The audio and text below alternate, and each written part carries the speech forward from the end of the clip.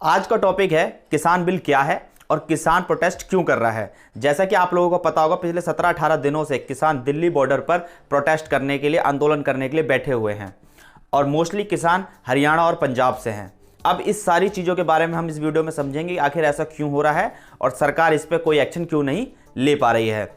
तो किसान अभी तक नए बिल आने से पहले 3 तरीके से अपना अनाज बेच पाता था। जो भी उसकी उपज होती थी साल भर की 6 महीने की, उसे 3 तरीके से बेच पाता था। पहला तरीका ये होता था जो किसान स्मॉल स्केल पे फार्मिंग करते थे, लाइक जिनके पास 40-50 किलो तक अनाज उपज हो पाती थी, जो छोटे स्केल पे करते थे, वो अपना अनाज किसी भी प्राइवेट बंदे को जाके, किसी छोटे साहूकार को जाके, किसी भी आसपास की दुकानों पे जाके अपना अनाज बेच लेते थे और अपने पैसे ले लेते थे। तो ये होता था एक स्मॉल स्केल फार्मिंग के पास बेचने का ऑप्शन।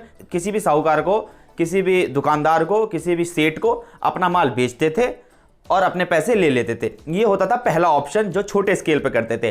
बट जो किसान बड़े स्केल पे फार्मिंग करते हैं, लाइक क्विंटल्स में उनकी उपज होती थी, जो बहुत ज़्यादा होती है, जो छोटे साहूकार नहीं खरीद पाते थे और उनको बेच के उनको फ़ायदा भी नहीं होता था, तो उसको बेचने के लिए उनके पास दूसरा ऑप्शन होता था एपीएमसी मार्केट, जहां पे वो अपना अनाज जाके बेचते थे। एपीएमसी मार्केट क्या होता है? Agricultural produce market committee. जो भी आपके खेत में अनाज उपज हुई है, वो कमेटी ऐसी है जो सरकार द्वारा स्थापित की गई है। वहां पे आप अपना अनाज जाके बेच सकते थे। अपना ट्रांसपोर्टेशन लगा के आप अपना सारा अनाज एपीएमसी मार्केट में ले जाइए और वहां पर अपना अनाज आप बेच लीजिए। पर वहां पे दिक्कत क्या आती थी? अनाज आप बेचने जाते थे, वहां पे कमीशन एजेंट होता है जो आपको हैंडल करता है, लाइक आपके सारे लीगल काम करता है, जो भी फॉर्मेलिटीज होती है वो करता है। लोडिंग, अनलोडिंग, बिडिंग जो करते हैं उनके पास तक जाना, और जो भी पेपर्स फॉर्मेलिटीज होती हैं वो, और जो सारी चीजें होती हैं वो कमीशन एजेंट जो होता है वो सारी चीजें करता है। एक तरह से वो किसान के रिप्रेजेंटेटिव की तरह काम करता है।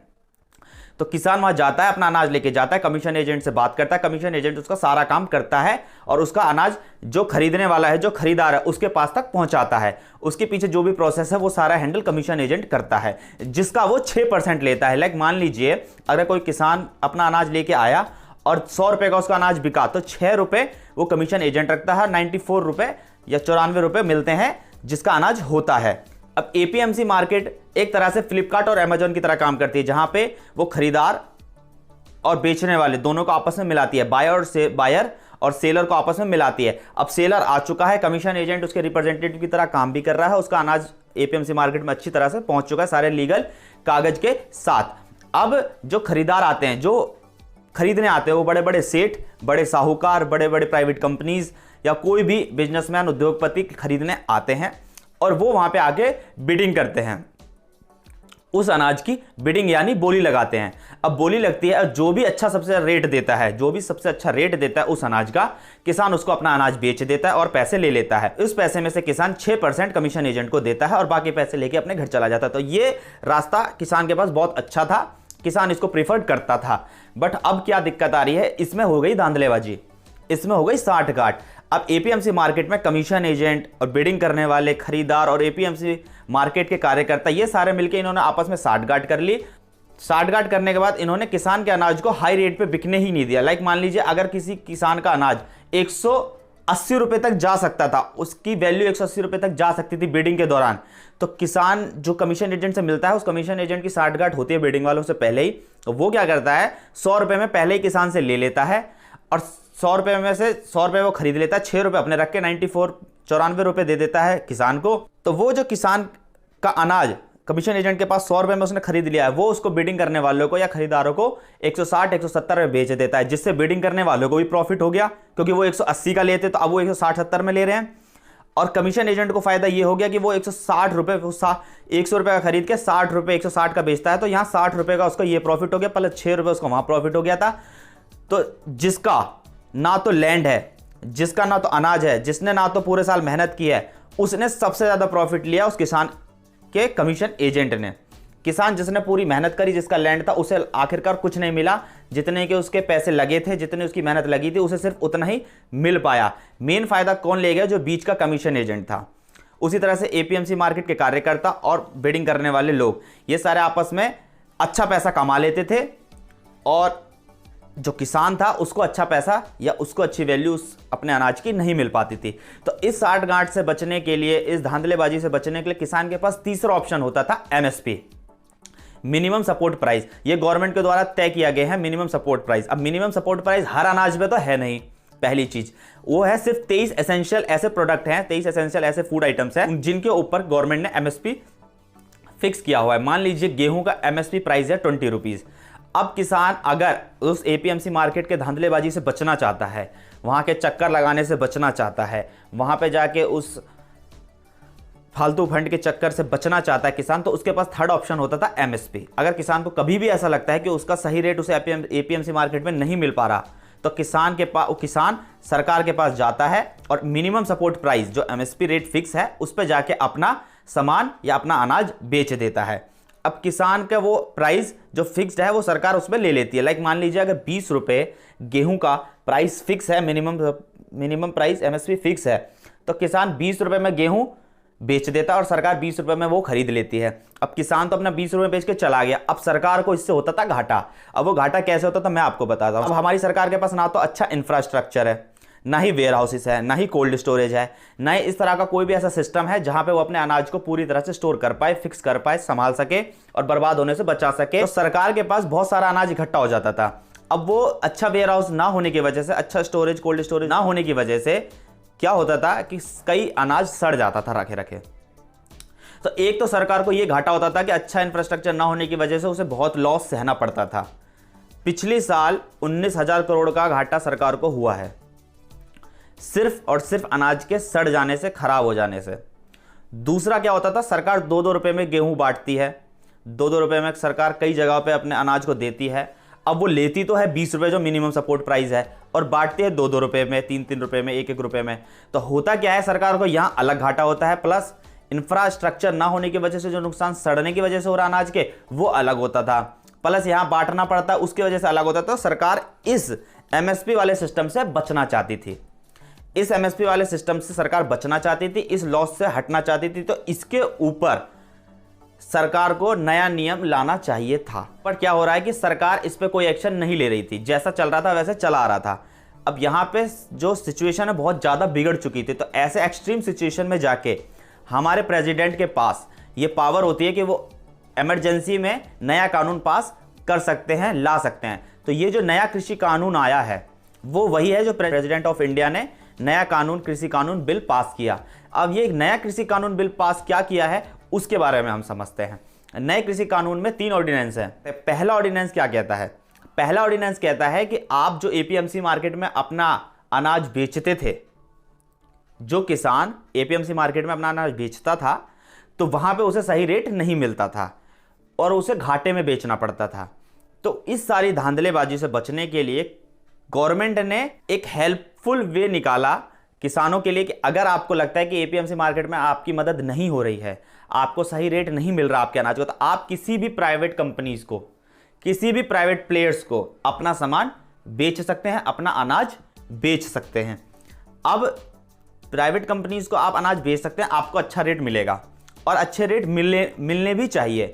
तो अब जब ये कानून इतना अच्छा है, ये कानून इतना हेल्पफुल है किसान के लिए, तो किसान इसका प्रोटेस्ट क्यों कर रहे हैं? किसान इसका प्रोटेस्ट इसलिए कर रहे हैं कि अब जब मान लीजिए आपने नए कानून में कह दिया आप प्राइवेट कंपनी को अपना सामान बेच सकते हैं, प्राइवेट प्लेयर्स धीरे धीरे इसमें इन्वॉल्व हो जाएंगे।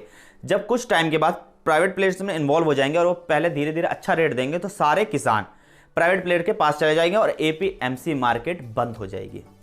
एपीएमसी मार्केट जो कि सरकार की है वो धीरे धीरे हो जाएगी बंद और प्राइवेट प्लेयर्स का मार्केट बढ़ जाएगा और सारे के सारे प्राइवेट प्लेयर्स पे ही डिपेंडेंट हो जाएंगे। जितने भी किसान हैं उनको अनाज बेचने के लिए उन प्राइवेट प्लेयर्स पे डिपेंडेंट रहना पड़ेगा, जिस तरह से अभी एपीएमसी पे डिपेंडेंट है। अगर एपीएमसी बंद हो जाएगा और प्राइवेट प्लेयर्स का इन्वॉल्वेशन बढ़ जाएगा, धीरे धीरे इस पर सारी पकड़ प्राइवेट प्लेयर्स की हो जाएगी, सारे उद्योगपति की हो जाएगी, सारे बिजनेसमैन की हो जाएगी। अब किसानों को अपना सामान इन्हें देना पड़ेगा, अब चाहे इनकी कोई भी शर्त क्यों ना रहे। आगे जाके ऐसा होता है जैसे कि किसानों का मानना है जिस तरह से सरकारी स्कूल के सामने प्राइवेट स्कूल्स आए, अब प्राइवेट स्कूल में धीरे धीरे लोग अपने बच्चों को पढ़ाने लग गए, धीरे धीरे प्राइवेट स्कूल्स की मांग बढ़ने लगी, डिमांड बढ़ने लगे, उन्होंने अच्छी सर्विस दी, जिस वजह से सरकारी स्कूल की वैल्यू कम होती चलेगी। अब सरकारी स्कूल की वैल्यू जिस तरह से धीरे धीरे कम होती चलेगी, अब प्राइवेट स्कूल को पता चल चुका है कि सरकारी स्कूल में कोई अपने बच्चे को नहीं भेजना चाहता। जिसकी वजह से प्राइवेट स्कूल अपनी मनमानी करता है और अपने हिसाब से दाम रखता है, अपने हिसाब से फीस लेता है, जिससे लोगों को आज परेशानियां झेलनी पड़ती है। उसी तरीके से पहले बीएसएनएल था, बीएसएनएल के सामने एयरटेल और आइडिया है। एयरटेल और आइडिया को लोगों ने सोचा अच्छा ऑप्शन है, तो लोग धीरे धीरे एयरटेल आइडिया पे शिफ्ट होते चले गए। जब बीएसएनएल बंद हो गया तो एयरटेल आइडिया ने अपने मनचाहे दाम लिए लोगों से। उसी तरीके से सेम सिचुएशन यहां हमें देखनी पड़ सकती है, ये किसानों का मानना है, जिस वजह से किसान प्रोटेस्ट कर रहे हैं। दूसरा ऑर्डिनेंस कहता है कि अगर आपका अनाज कई बार आप जितना सोचते हैं उतना प्रोड्यूस नहीं हो पाता, उतनी प्रोडक्शन नहीं हो पाती, कई बार प्रोडक्शन कम रह जाती है जिसकी वजह से आपको रेट हाई रखना पड़ता है, कई बार प्रोडक्शन ज़्यादा हो जाती है जिसकी वजह से आपको रेट को लो रखना पड़ता है। तो ये एक एग्रीकल्चरल नियम है। तो अब क्या है कि एक एनालिटिक्स फॉर्म है। अब किसान इतना बड़ा एनालिटिक्स तो है नहीं कि वो पहले से समझ जाए, पहले से ही तय कर ले कि क्या होने वाला है। वो पहले से इस चीज़ को फिक्स नहीं कर सकता, पहले से इस चीज़ को डिसाइड नहीं कर सकता कि मेरी प्रोडक्शन कितनी होगी और कैसी होगी, कितना अनाज खराब हो सकता है, कितना अनाज मुझे मिलेगा। ये उसको फाइनल एनालिटिक्स, वो फाइनल डिसीजन नहीं ले पाता। वो मेहनत करता है, जितना होता है उसके बाद वो डिसीजन लेता है, पहले उसको नहीं पता होता। तो जिसकी वजह से कई बार उसे नुकसान भी झेलना पड़ता है कि उसने जितना सोचा होता है उतना उसको अनाज नहीं मिल पाता, तो उसकी पूरे साल की मेहनत खराब हो जाती है और उतना उसको बेनिफिट नहीं मिल पाता जितना वो सोचता है। तो इन सब चीज़ों से बचने के लिए किसान की मदद के लिए सरकार ने दूसरा ऑर्डिनेंस निकाला, जिसमें आप पहले ही फसल को लगाने से पहले ही आप किसी भी प्राइवेट कंपनी के साथ अपना टाई अप कर सकते हैं, उनसे बात कर सकते हैं और अपना एग्रीमेंट तय कर सकते हैं। अब उस एग्रीमेंट में क्या होता है कि पहले ही लीगल फॉर्म साइन हो जाते हैं, पहले ही सारा एग्रीमेंट फिक्स हो जाता है कि आपको प्राइवेट कंपनी पहले ही बता देती है कि आपको ये फसल उगानी है, मुझे इस तरह की फसल चाहिए, इसमें इस तरह की क्वालिटी चाहिए और इस तरह की सारी चीज़ें जो है मुझे चाहिए। वो सारी डिमांड अपनी पहले ही फिक्स कर लेते हैं और उससे रिलेटेड जो भी आपको ज़रूरत है, उस फसल को उगाने से रिलेटेड आपको जो भी ज़रूरत है, लाइक पेस्टिसाइड्स, तो इस तरह की सारी मदद के लिए कंपनी हमेशा आपके लिए तैयार रहती है। सारी आपकी जरूरत कंपनी पूरी करती है, लेकिन कंपनी को जो चाहिए वो आपको कंपनी को निकाल के प्रोड्यूस करके देना होगा। ये आपस में पहले ही एग्रीमेंट साइन हो जाते हैं, पहले कागज पे फिक्स हो जाता है, एग्रीमेंट तय हो जाता है। तो ये एक तरह का ये होगा आपको कि टेंशन नहीं रहेगी कि आप अपना माल कहाँ बेचेंगे, पहले ही उगने से पहले ही आपका एक तरह से माल बिक चुका है, पहले ही रेट फिक्स हो जाता है कंपनी के साथ। अब किसान इसका प्रोटेस्ट फिर क्यों कर रहे हैं जब ये इतना अच्छा बिल है? किसान इसका प्रोटेस्ट इसलिए कर रहे हैं कि बाई चांस मान लीजिए कि हमने सारी चीज़ें फिक्स कर ली, सारा एग्रीमेंट हो गया और फसल के उगने से पहले, फसल के प्रोड्यूस होने से पहले किसी भी कारण से कंपनी बंद हो जाती है, कंपनी दिवालिया हो जाती है, कंपनी लॉस में चली जाती है, तो कंपनी क्या हमारा माल खरीदेगी कि नहीं खरीदेगी? उस टाइम पे फिर हम क्या करेंगे? अब जब आप लीगल बातें कर रहे हैं, जब आपके पास लीगल एग्रीमेंट है, तो वहां पे होते हैं डिस्प्यूट। अब डिस्प्यूट क्या है कि आपको वहां पे बहसबाजी चालू होती है, वहां पे नए नए कानून होते हैं और जब आप कानूनी रूप से काम करना चाहते हो तो आपको जाना पड़ेगा अंत में कोर्ट। अब कोर्ट में जब आप इतने बड़े बिजनेस टाइकून के सामने एक छोटे से किसान को खड़ा कर देते हैं तो फिर सही गलत का कोई मतलब रह नहीं जाता, क्योंकि बिजनेस टाइकून के सामने वैसे भी एक किसान नहीं चल सकता, उसके पास इतना पैसा नहीं है कि वो केस लड़ सके और इस तरह की चीज़ों को अपना साबित करने के लिए समय दे सके। तो कहीं ना कहीं बाद में घूम फिर के वो बिजनेस टाइकून को ही फायदा होना है और किसान को लॉस होना है। तो इस तरह के इस फेस में भी किसान ये सोच के चल रहा है कि हमें लास्ट में हो सकता है कि घाटा ही सहना पड़े। तो इस वजह से किसान इस चीज़ का भी प्रोटेस्ट कर रहा है। तो किसान को ये बिल बिल्कुल भी पसंद नहीं आ रहे हैं, जिस वजह से ये प्रोटेस्ट कर रहे हैं। अब तीसरा ऑर्डिनेंस क्या कहता है? तीसरा ऑर्डिनेंस होता है एक एसेंशियल लिस्ट होती है। एसेंशियल लिस्ट के अंदर जो भी प्रोडक्ट या जो भी फूड आइटम्स या जो भी क्रॉप्स के नाम होंगे उसे आप कभी स्टोर नहीं कर सकते, या कोई भी प्राइवेट संस्था, कोई भी प्राइवेट कंपनी, कोई भी बिजनेसमैन उसे स्टोर नहीं कर सकता। लाइक मान लीजिए आलू है, प्याज है, तेल है, कुछ इस तरह के आइटम होते हैं जो एसेंशियल लिस्ट में होते थे पहले। अब उन एसेंशियल लिस्ट की एक क्या है, लीगल कोई डेफिनेशन तो है नहीं, ये एक लिस्ट होती है जो सरकार के पास होती है। इसमें से अप एंड डाउन मतलब ऐड एंड माइनस होते रहते हैं प्रोडक्ट्स। तो ऐड जब उस लिस्ट में कोई सामान ऐड हो जाता है तो आप उसे स्टोर नहीं कर सकते। जैसे ही उस लिस्ट में कोई भी प्रोडक्ट ऐड होगा उसमें सरकार की इन्वॉल्वमेंट हो जाती है और फिर सरकार अपने हिसाब से उसे मार्केट में लाता है, अपने हिसाब से उस पर काबू करता है, अपने हिसाब से डिसीजन लेता है। अब जैसे कि मार्च 2020 में सरकार उस लिस्ट में मास्क और सैनिटाइजर को लेकर आई थी। जब मास्क और सैनिटाइजर उस लिस्ट में आ गए तो अब उस प्रोडक्ट पर सरकार की अपनी पकड़ हो जाती है, अपने डिसीजन हो जाते हैं। अब जो भी उस प्रोडक्ट को स्टोर करता हुआ पाया गया या जिसके पास भी उसकी स्टोरेज हुई वो सीधा जेल जाता है। ये सरकार का एक नियम है। तो इसलिए जब उस लिस्ट में कोई भी चीज़ आती है तो आप उसे स्टोर नहीं कर सकते, क्योंकि स्टोर करने के बाद चीज़ों के रेट महंगे हो जाते हैं। जिस तरीके से अभी मैं बात करूं, उस एसेंशियल लिस्ट में से आलू, राइस, तेल, ये सारी चीज़ें उस लिस्ट में से बाहर कर दी गई है, जिसकी वजह से वो लोगों ने स्टोर करना चालू कर दिया। अब जब लोगों ने स्टोर करना चालू कर दिया, तो जब से आपने देखा होगा कि इन दिनों आलू के रेट बढ़ चुके हैं, तेल के रेट बढ़ चुके हैं। तो जब भी ऐसा होता है, सरकार उस लिस्ट में से किसी प्रोडक्ट को बाहर करती है, उसके रेट बढ़ जाते हैं, क्योंकि लोग उसे स्टोर करना चालू कर देते हैं। हालांकि ऑर्डिनेंस 1955 में आ चुका था, इसमें बस कुछ संशोधन किया गया, इसमें कुछ अप एंड डाउन किए गए हैं जो कि बहुत ही कम है। बट उनका कहना है कि आप कोई भी सामान को स्टोर नहीं कर सकते सरकार के बगैर परमिशन के, और जो भी एसेंशियल लिस्ट में प्रोडक्ट्स है, जो भी क्रॉप्स हैं, उसे आप बिल्कुल भी नहीं कर सकते, नहीं तो आपको जेल जाना पड़ेगा। तो ये तीसरा ऑर्डिनेंस था। तो अब इससे होता क्या है, ये भी सरकार ने निकाला था किसान के फायदे के लिए है। ये तीसरा ऑर्डिनेंस भी किसान के फायदे के लिए ही सरकार ने निकाला है, जिससे क्या होगा कि अब आलू है, प्याज है या तेल है, जो भी एसेंशियल लिस्ट में से बाहर किया है, वो इसलिए किया गया है कि किसान को इसका फायदा हो, किसान अपने मनचाहे रेट पे इसे बेच सके, किसान अपना प्रॉफिट ले सके, क्योंकि किसान हमेशा घाटे में रहता है, किसान को कभी अपना बेनिफिट नहीं मिल पाता, किसान की पूरे साल की मेहनत के बावजूद उसे उतना बेनिफिट नहीं मिलता जितना उसे मिलना चाहिए। तो उस मदद के लिए किसान ने तीसरा ऑर्डिनेंस निकाला कि इस एसेंशियल लिस्ट में जो बहुत दिनों से थे, उन प्रोडक्ट्स को बाहर कर दिया है, ताकि किसान अपनी मर्जी से बेच सके और अच्छा प्रॉफिट ले सके। लेकिन होता क्या है कि किसान के पास अच्छा इंफ्रास्ट्रक्चर तो है नहीं, किसान के पास वेयर हाउसेज बनाने के लिए इतना पैसा तो है नहीं कि वो बहुत बड़े वेयर हाउसेज बनाए, कोल्ड स्टोरेज बनाए, बहुत बड़े इंफ्रास्ट्रक्चर रखे, लोगों को रखे, मशीनें रखे, जहाँ पे वो सारे जो सारे अनाजों को स्टोर कर सके। तो ऐसा तो कुछ किसान के पास है नहीं। तो जब उसके पास ऐसा कुछ है नहीं, तो वो स्टोर उसे कर नहीं सकता। जब स्टोर कर नहीं सकता तो बेनिफिट लेगा कहाँ से? तो अंत में इसका बेनिफिट भी प्राइवेट कंपनीज ही ले रही है। जो कि आज हम महंगे में आलू खरीद रहे हैं, जो इन दिनों सारे सामान महंगे हुए हैं, कुछ चीज़ें आइटम्स महंगे हुए हैं, वो वही आइटम्स है जो प्राइवेट कंपनी से स्टोर कर लिए, और वो एसेंशियल लिस्ट में से अभी बाहर है गवर्नमेंट के नज़र में।